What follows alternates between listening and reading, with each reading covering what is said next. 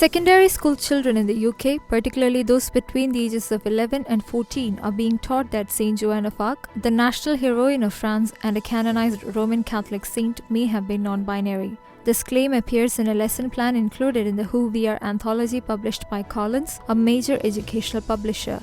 The lesson plan is part of a broader educational unit focused on drag performer Amrou Al-Kadhi and their memoir Life as a Unicorn. In a short biography included in the lesson, Joan is described as follows, quote, Joan of Arc, 1412 to 1431, is today considered by some to have been non-binary, end quote. The inclusion of this statement has sparked division within the academic community and drawn sharp criticism from Catholic groups and historians. Professor Robert Toombs, Emeritus Professor of French History at the University of Cambridge, criticized the portrayal. He stated, quote, Joan of Arc fought as a woman and died as a woman. To call her something else is insulting to her and indirectly to all women brave enough to risk their lives for their beliefs, as if women are incapable of heroism, end quote.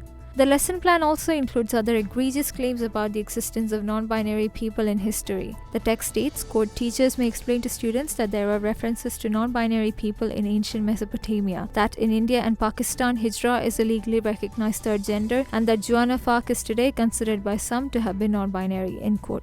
Saint Joan of Arc, born in 1412, reported receiving divine visions at the age of 13 from Saint Michael, Saint Catherine, and Saint Margaret, who instructed her to drive the English from French territory. In 1429, she began her mission, inspiring French forces and leading them to several key victories during the 100 Years' War, despite her youth and lack of formal military training. She was captured on May 23, 1430, and was subjected to a politically motivated trial for heresy in Rouen, a city under English control. On May 30, 1431, she was executed by burning at the stake. Witnesses report that she died with her eyes fixed on a crucifix, calling out the name of Jesus. Joan is known to have worn male clothing and kept her hair short, which according to historical sources and Joan's own testimonies was for practical and protective reasons, given her role in the military and her constant proximity to male soldiers. However, some modern interpretations, particularly by revisionist historians, have suggested that this could indicate a non-binary gender identity.